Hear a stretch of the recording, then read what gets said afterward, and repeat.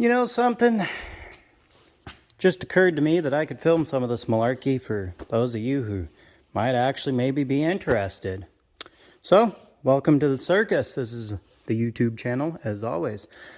So, of course, right here we have my 1990 F-250. As you guys will recall, last week I towed home my 1959 F-100. Well, I tried to tow it home with this truck, and it started making some pretty bad noises, and you guys heard that in last week's video, but I'll put it right here for you to hear again.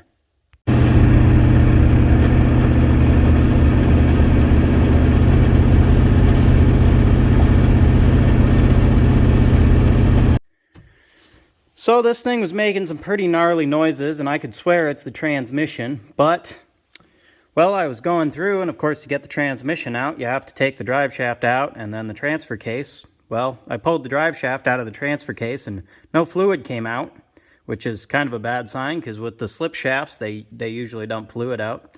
And then I got curious, pulled the drain plug on the transmission, or the transfer case, I mean. And you know what's worse than glitter coming out of your transfer case? Absolutely nothing coming out of your transfer case. So here's the old Borg Warner 1356 that was in this thing, and yeah, that is pure metal paste. I had the magnet here somewhere, but oh, this is just a brick. Yeah, there you go. Yep. So the old 1356 here is absolute junk. And before I split the case here, I was spinning, this is the front output, I was spinning this and it made some pretty cool noises, so I'll put it here for you to hear.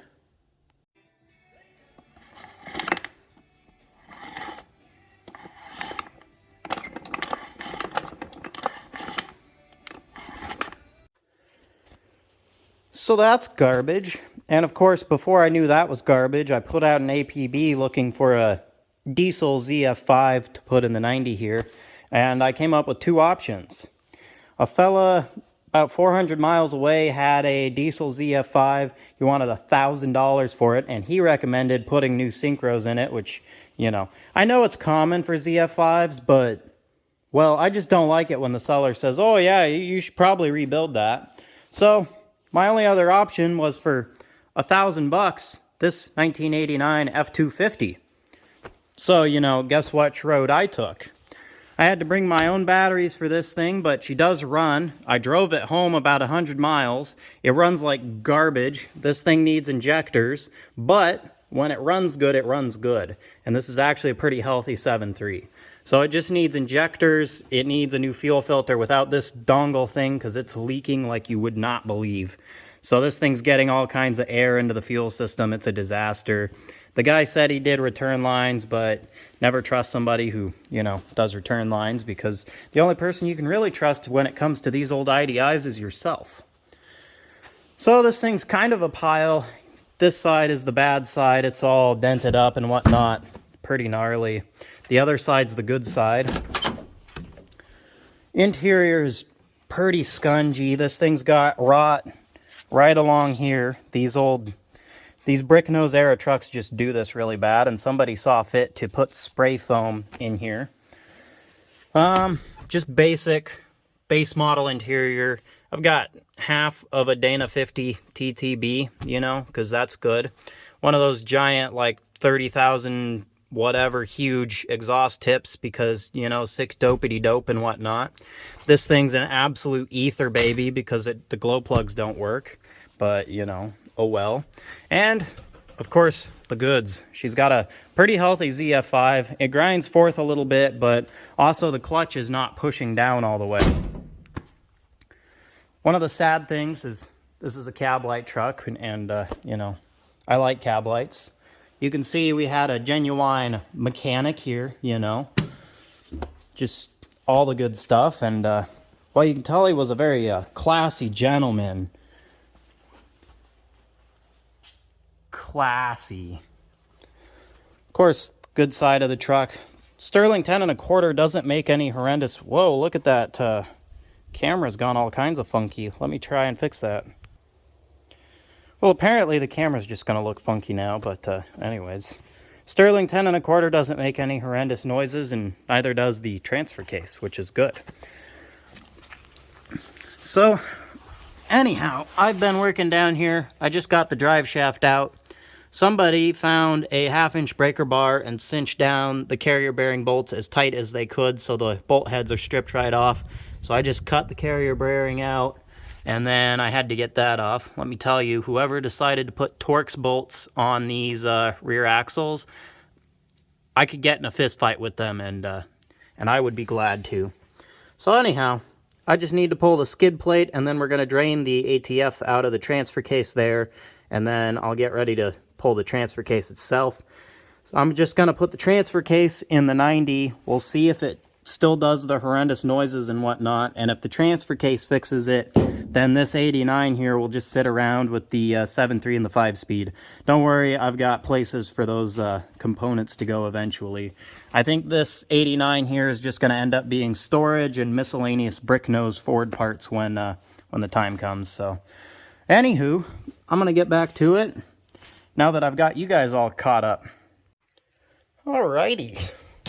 We're about ready to drain the ATF out of this transfer case. I'm draining it so I can see how it looks. Of course, if I'm putting this in my 90, you know, I want it to look half decent. So this truck appears to have a new fill plug, so that's a kind of good sign, actually.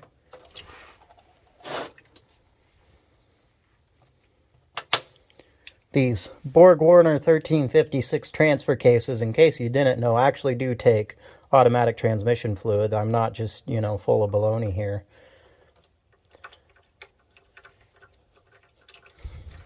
Pretty decent smelling ATF. It's not burnt. Just a little bit of metal shavings in there, but nothing too bad. I see there's red RTV right along here. So it looks like somebody's definitely been into this thing at one point or another.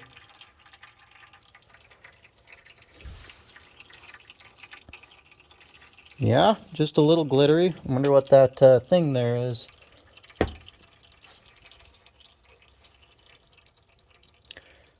Nice strip of RTV that came out of the transfer case. That's always a good sign. Yeah, I'd give this thing a pretty clean bill of health for what it is. I reckon we'll get her thrown in. I gotta pop the front drive shaft off, speedometer cable, a couple wires, and then actually unbolt this thing, and it should pop right off and be ready to go in the other truck. Alrighty, well, here's this guy out of the 89 here, all, well, ready enough to go into the 90 here. I just need to grab the vent hose, and I think that's about it. Fortunately, both trucks are 410 geared, so the speedometer gears are going to be the same. I can just slap them in, and it should read right. Otherwise, yeah, I just got to shellac some RTV on here and throw this thing in. Alrighty, so I just can't help but just keep marveling at the blown up transfer case here. The good ones right there. This thing, this is the back half of the transfer case. So right here is the rear output of the transfer case, and this is the bottom. So not only did the chain manage to eat through this guy, which, mind you, this would be fully cast around, so it ate through a solid, like, 3/4 of an inch of metal here. Aluminum, but, you know, regardless. The chain ate a groove all the way around. Look at that. That is all the chain's doing here. Now, I've never been into one of these, so I don't know how much of this is cut, like, from the factory, but I don't think any of that is factory. Ooh, watch me drop this on myself. Yeah, this thing is boned, and then just this puddle of metal shavings here.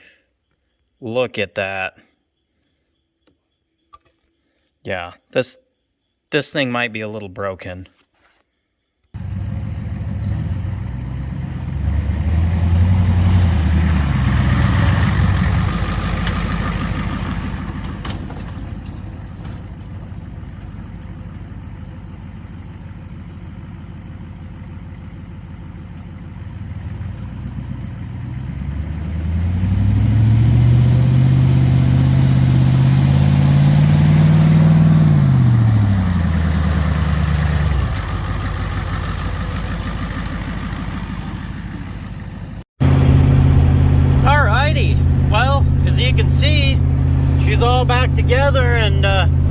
making too much noise. I got this thing buttoned up here yesterday and took it for a test drive. So yeah, it was just the transfer case was absolutely annihilated and was making all kinds of horrendous noises. And of course, when I stopped driving it, the transfer case got to the point where it was popping and binding, and like you could feel it popping in the floor. So, well, I know what a blown up 1356 transfer case feels like now, so that's always good. So yeah, this thing's back together. I think I'm gonna beautify the front end here, and then she should be good to drive again. I'm putting about 200 miles on it a day. I'm driving that far for work right now, and yeah, it's been taking it like a champ, so I'm pretty happy with it. So good stuff.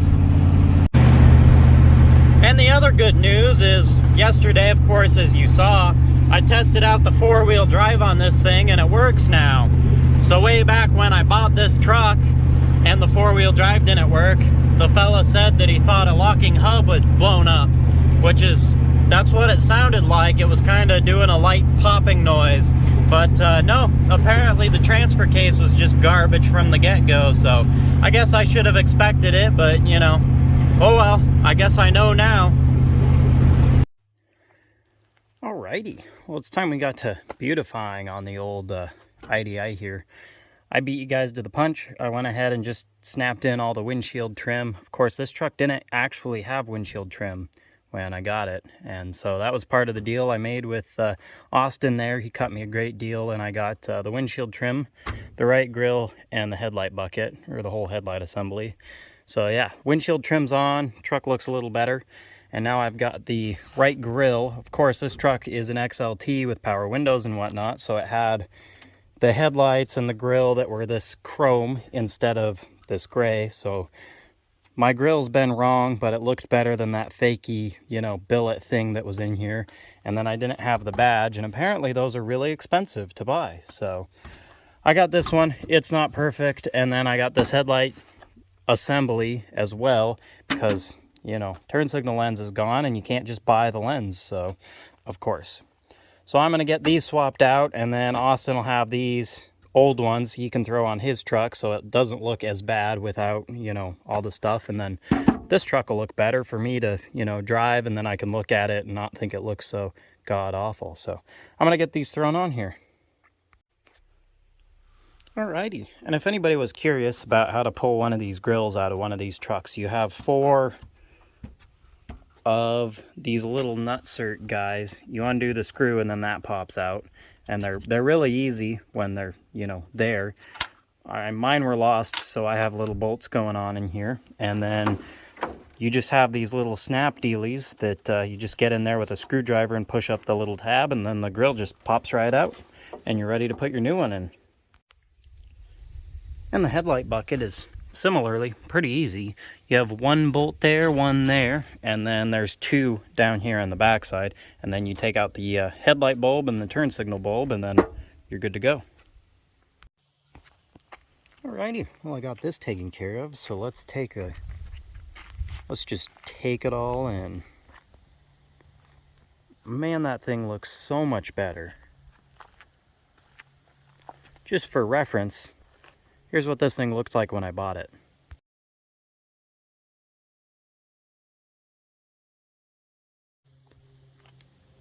Hell of a difference, right? I know. The grill and the headlight, I'm super happy with that. That just looks so much better. And I just have to get this guy painted, which will probably come in this upcoming week. I probably won't film it, but I'll show you guys. Probably in next week's video, I'm not sure. Whatever, that doesn't really matter. But yeah, I'm super happy with that. I'm really happy that the transfer case was the issue and that it was an easy swap. I did that swapped out the transfer case in 1 day. It worked out super quick and smooth, which was great because obviously I'm driving this thing like 200 miles a day for work just this week. So of course the transfer case picked a very inconvenient time to blow up. But anyhow, that's all behind us. This thing's back on the road. It's driving like a dream. I'm really enjoying it, and I'm happy to have this thing. I don't know what I ever did without overdrive when it comes to, you know, racing down the highway. So anywho, thanks for watching, guys. That'll be all this week because I'm all out of time, and well, there's not a whole lot more for me to film, so until next time.